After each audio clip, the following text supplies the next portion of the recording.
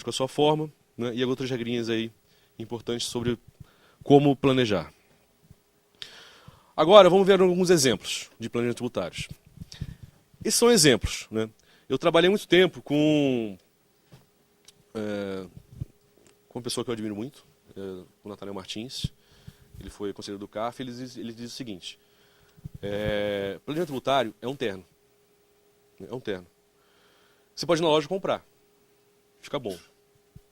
Mas, para ficar perfeito, tem que ser feito só para você. Seria uma espécie de planejamento Itaú, feito para você. Não é isso?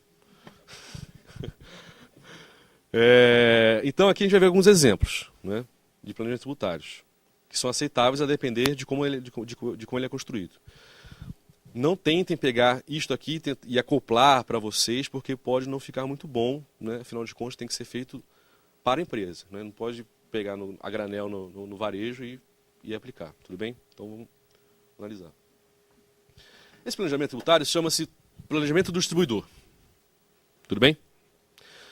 O que é esse planejamento do distribuidor? Imagine o seguinte: um fabricante importador de mercadorias está sujeito ao PIS e COFINS monofásico, não é isso? Com a alíquota majorada na fábrica ou na importação. E também está sujeito ao ICMS-ST, de modo que o fabricante importador recolhe o ICMS por toda a cadeia. Tudo bem?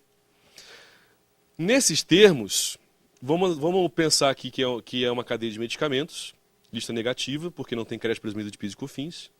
A alíquota monofásica PIS e COFINS é 12%. E vamos colocar aqui uma IVA hipotética de 60%. Nesses termos, colocando já tributos dentro dos próprios tributos, né, do GROSSAP, etc., temos esses números. Valor de venda, R$ 328, MVA de 60%, base cálculo CMST, da 525, o CMST em si seria 94,63, mas o recolhido efetivamente seria 35,49, porque você tem que deduzir o CMS próprio da apuração do CMST, não é isso? O CMS próprio é de R$ 59,14 e o PIS e COFINS monofásico de R$ 39,43. Tudo bem? O distribuidor adquire isso tudo, não acredita nada, porque é tudo concentração de tributação. E quando revender, ele vai fazer uma revenda aí por R$ 428, vejam que é R$ 100 mais ou menos de margem de lucro, e não tem nenhuma tributação sobre vendas. Tudo bem? Pergunta: como é que seria possível reduzir a tributação desse fabricante? Quem chuta? Fomos contratados, somos uma grande empresa, né? Somos aqui do Benício Advogados, quase uma empresa de advocacia. Somos todos aqui do Benício Advogados e fomos contratados para reduzir a tributação desse fabricante aqui. Como faríamos isso? Como seria possível fazer isso?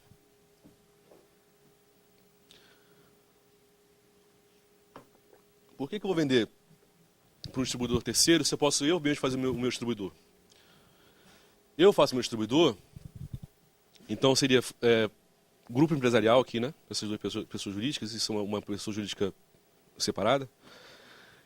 E eu reduzo a margem, o valor de venda do fabricante para o distribuidor e, com isso, eu tenho uma redução tributária, né?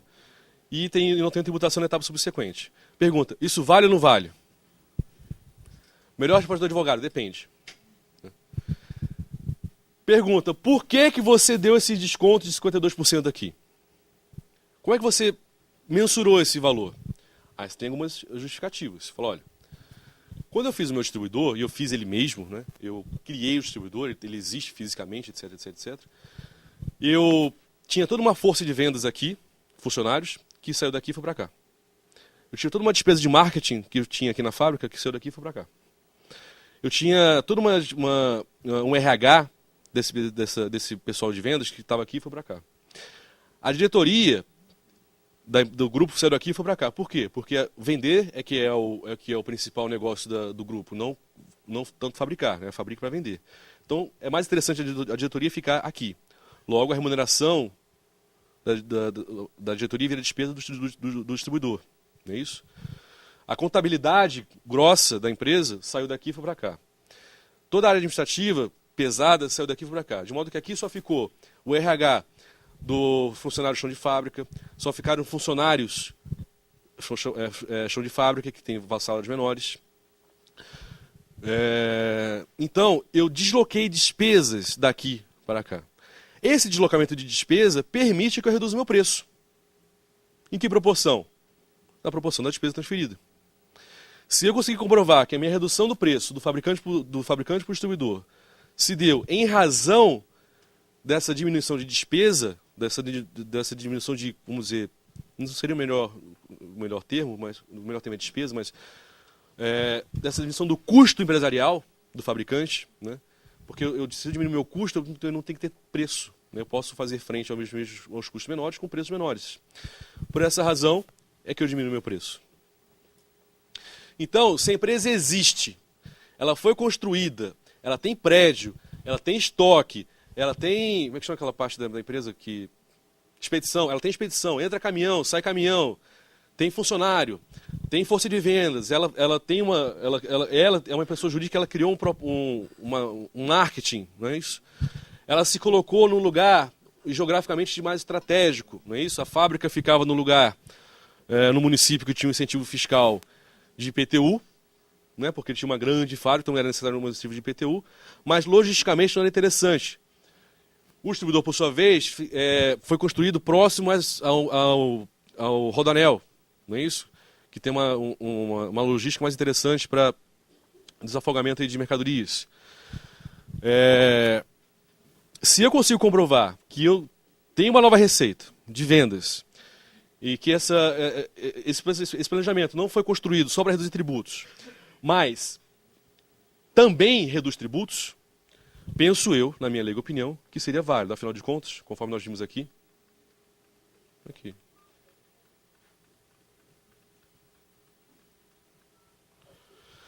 Não é a presença de uma finalidade de redução de tributos que impacta negativamente o planejamento tributário, mas é a ausência de qualquer outro. Aqui, eu tenho uma finalidade de redução tributária, é claro que eu tenho. Ninguém aqui é inocente, claro que eu tenho.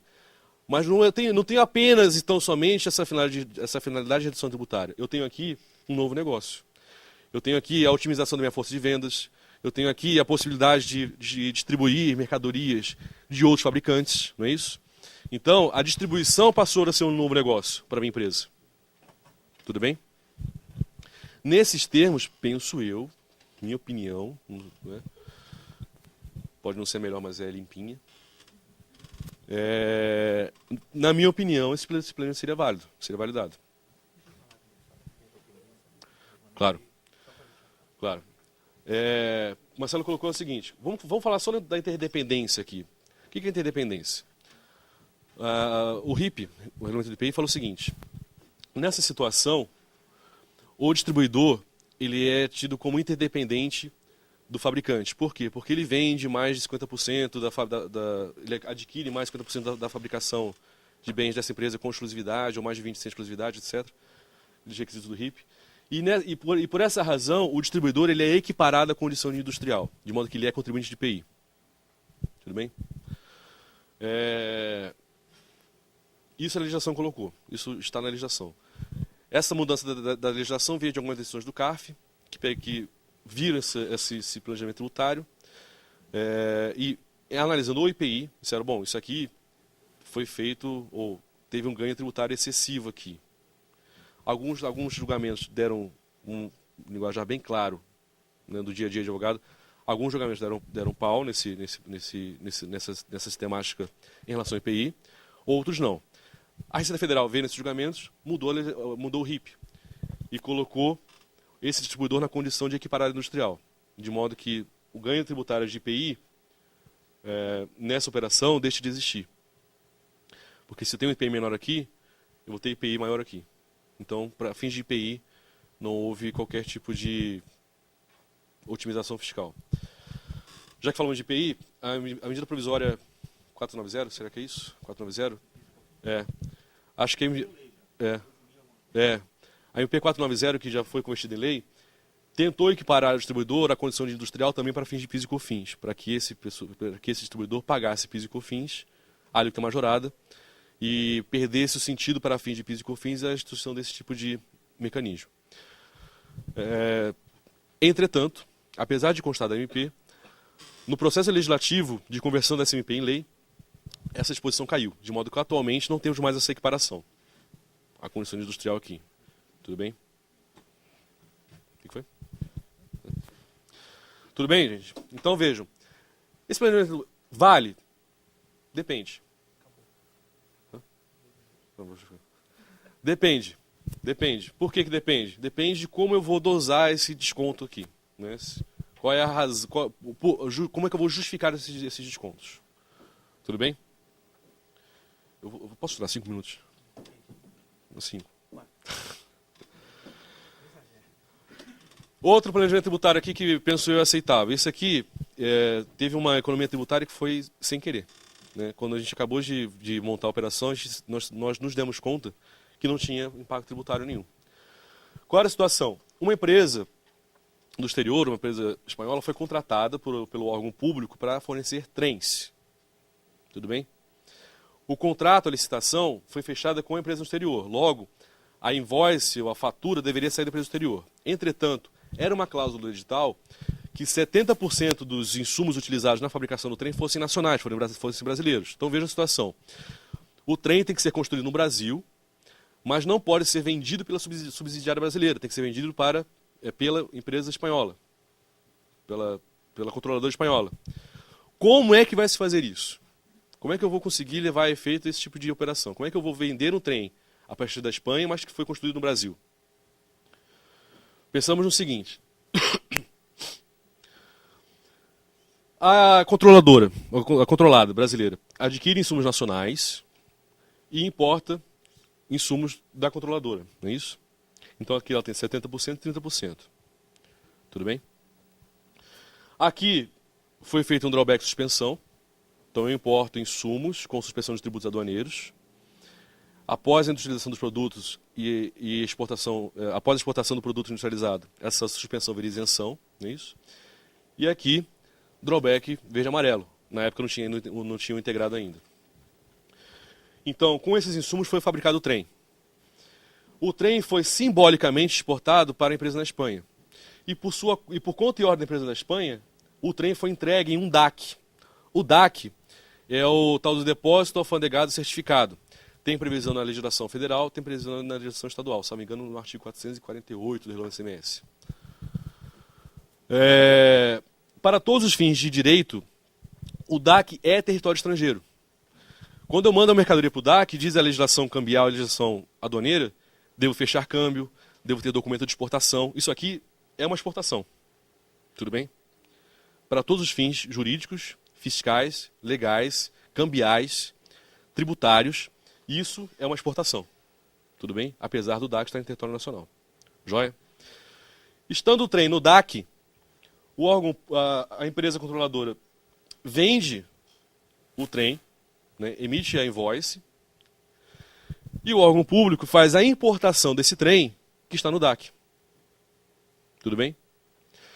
Veja o seguinte, suspensão, industrialização, exportação, a suspensão virou isenção. Está no exterior, faz-se o pagamento, a importação de um bem por um órgão público é o que, segundo a Constituição Federal? É imune. Não é isso? Tem imunidade de impostos e tem alíquota zero de PIS e COFINS, importação. De modo que esta importação não foi gravada tributariamente. Veja o seguinte,